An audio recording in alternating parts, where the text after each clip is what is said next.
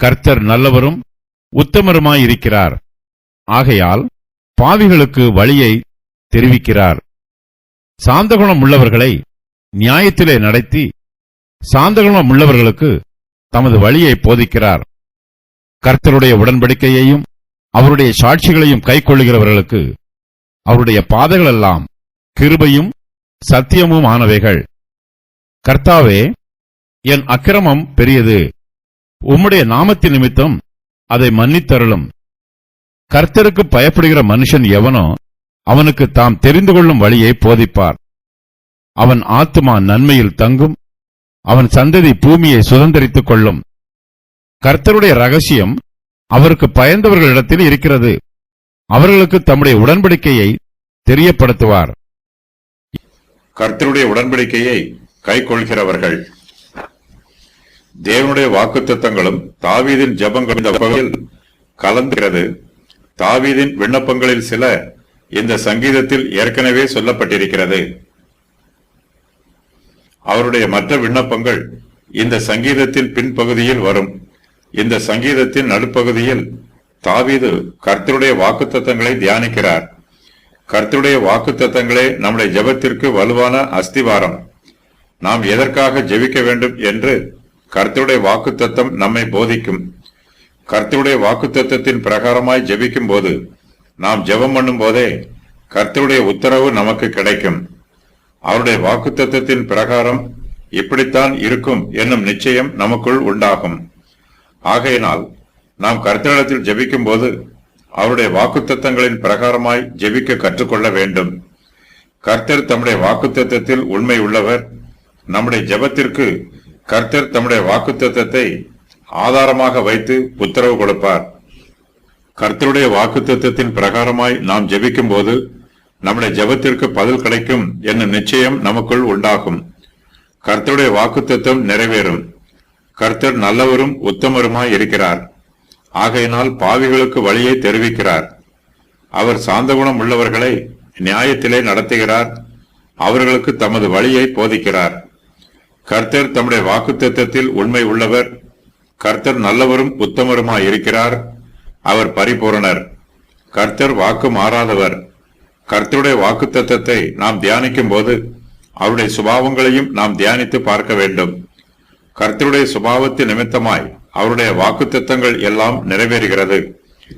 கர்த்தர் நல்லவரும் உத்தமருமாய் இருப்பதினால் நாம் அவரை பரிபூர்ணமாய் நம்பலாம். அவர் தம்முடைய வார்த்தையில் உண்மை உள்ளவராய் இருப்பார். கர்த்தருடைய வார்த்தைகள் எல்லாம் அவரை போலவே நன்மை நிரம்பியதாய் இருக்கும். அவர் பாவிகளுக்கு வழியை தெரிவிக்கிறார். கர்த்தருடைய வழிகள் எல்லாம் அவருடைய சுபாவத்தோடு ஒத்துப்போகும். கர்த்தர் பரிபூரணராய் இருப்பது போல அவருடைய வழிகளும் பரிபூரணமாய் இருக்கும். கர்த்தருடைய பாதைகள் எல்லாம் கிருபையும் சத்தியமும் ஆனவைகள். அவருடைய வாக்குத்தத்தங்கள் எல்லாம் அவருடைய வழிகளைப் போலவே கிருபையும் சத்தியமும் ஆனவைகள். கர்த்தர் சாந்தகுணம் உள்ளவர்களை நியாயத்தில் நடத்துகிறார். சாந்தகுணம் உள்ளவர்களுக்கு தம்முடைய வழியை போதிக்கிறார். இது கர்த்தருடைய சுபாவம். நாம் பாவிகளாய் இருந்தாலும் கர்த்தருடைய உடன்படிக்கையையும் அவருடைய சாட்சிகளையும் கைக்கொள்ளுகிறவர்களாய் இருக்க வேண்டும். நம்முடைய மாம்சத்தில் பலவீனங்கள் இருக்கலாம். நம்முடைய சுபாவத்தில் குறைபாடுகள் இருக்கலாம். நம்முடைய பலவீனத்தினால் சில வேளைகளில் நாம் கர்த்தருடைய உடன்படிக்கையை மீறிவிடலாம். ஆனாலும் நாம் கர்த்தருடைய சமூகத்தில் உண்மையான மனம் திரும்புதலோடு வர வேண்டும்.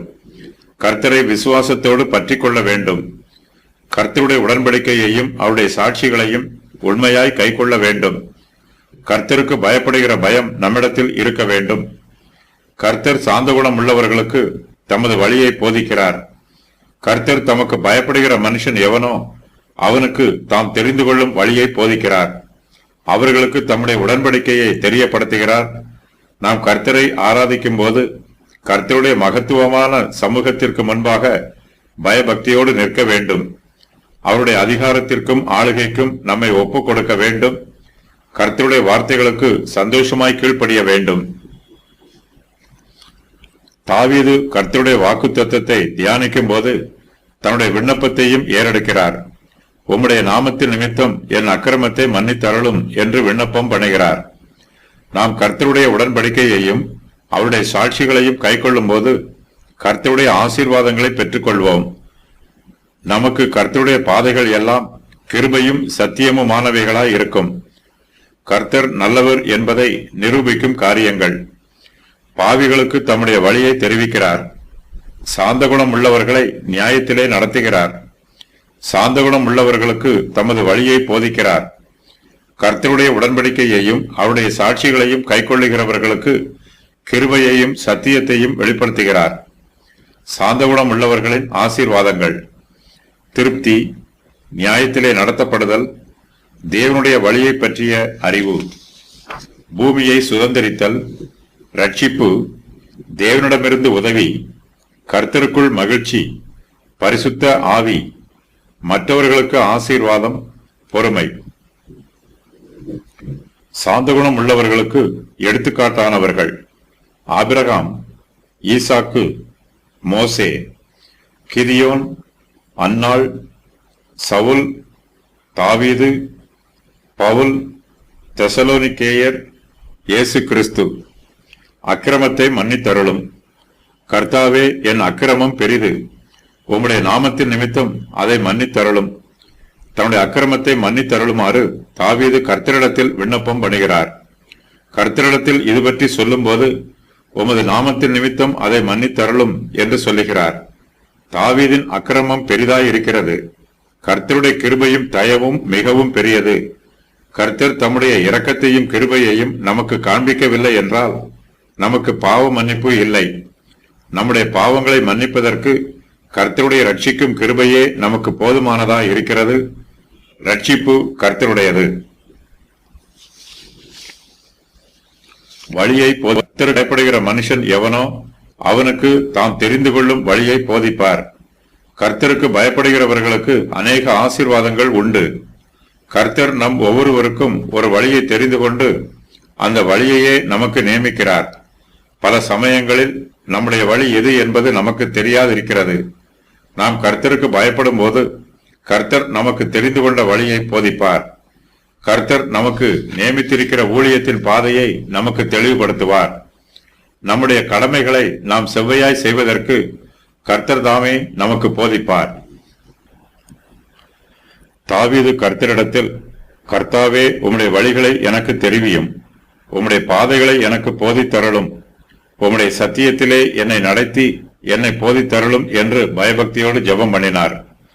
கர்த்தர் தனக்கு போதிக்க வேண்டும் என்று ஜெபம் பண்ணினாலும் அவர் யாருக்கு போதிப்பார் என்றும் தாவீது சொல்லுகிறார்.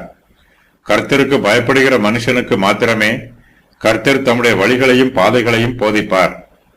கர்த்தருடைய வாக்குத்தத்தங்கள் நம்முடைய இருதயத்தில் நிரம்பி இருக்க வேண்டும். அவருடைய வார்த்தைகளை நாம் மறந்து விடாதவாறு எப்போதும் நினைவு கூற வேண்டும். கர்த்தர் யாருக்கெல்லாம் தம்முடைய வழியை போதிக்கிறார் என்று தாவீது இந்த சங்கீதத்தில் வரிசையாக சொல்லுகிறார். அவற்றின் விவரம் வருமாறு: கர்த்தர் பாவிகளுக்கு வழியை தெரிவிக்கிறார். அவர்கள் பாவிகளாக இருப்பதினால் அவர்களுக்கு உபதேசம் தேவைப்படுகிறது. பாவிகள் உபதேசத்தை விரும்ப வேண்டும். கர்த்தருடைய வார்த்தைக்கு கவனமாய் செவி கொடுக்க வேண்டும். அப்போதுதான் கர்த்தரிடத்தில் மனம் திரும்பி வருவதற்கான வழியை கர்த்தர் பாவிகளுக்கு தெரிவிப்பார். கர்த்தருடைய வழியில் நாம் நடந்தால் அது நம்மை நித்திய ஜீவனுக்கு அழைத்துச் செல்லும். கர்த்தருடைய வழியில் நாம் முன்னேறி செல்லும் போது நம்முடைய மனச்சாட்சியில் தெய்வீக சமாதானம் உண்டாயிருக்கும். கர்த்தர் சாந்தகுணம் உள்ளவர்களுக்கு தம்முடைய வழியை போதிக்கிறார். சாந்தகுணம் உள்ளவர்கள் தங்களுடைய சுய ஞானத்திலோ சுய புத்தியிலோ சுய வல்லமையிலோ நம்பிக்கை வைக்க மாட்டார்கள். சாந்தகுணம் உள்ளவர்கள் கர்த்தரிடத்தில் மாத்திரமே நம்பிக்கை வைத்திருப்பார்கள். கர்த்தர் தங்களுக்கு போதிக்க வேண்டும் என்று ஆவலாய் காத்துக் கொண்டிருப்பார்கள். இவர்களுடைய ஜீவியத்தில் உண்மையும் விசுவாசமும் இருக்கும். தேவனுடைய வழி நடத்துதலை பின்பற்ற வேண்டும் என்று சாந்தகுணம் உள்ளவர்கள் தீர்மானம் செய்திருப்பார்கள். இவர்களுடைய பேச்சிலும் கிரியையிலும் நடத்தையிலும் கண்ணியம் இருக்கும். கர்த்தர் சாந்தகுணம் உள்ளவர்களை நியாயத்திலே நடத்துகிறார். தேவனுடைய எழுதப்பட்டுள்ள வார்த்தையே அவருடைய நீதியும் நியாயமுமாய் இருக்கிறது. சாந்தகுணம் உள்ளவர்களின் ஜீவியத்தை கர்த்தருடைய வார்த்தை ஆளுகை செய்யும். தமக்கு பயப்படுகிற மனுஷன் எவனோ அவனுக்கு தாம் தெரிந்து கொள்ளும் வழியை கர்த்தர் போதிப்பார். கர்த்தர் நமக்கு தெரிந்து கொள்ளும் வழியும் நல்ல மனுஷர்கள் தங்களுடைய ஜீவியத்திற்கு தெரிந்து கொள்ளும் வழியும் ஒன்றாயிருக்கும். இதில் முரண்பாடு இருக்காது. இவ்விரண்டு வழிகளும் கர்த்தராகிய இயேசு கிறிஸ்துவில் சங்கமமாகும். கர்த்தருக்கு பயப்படுகிறவர்கள் கர்த்தருக்கு பிரியமானதை மாத்திரமே செய்வார்கள்.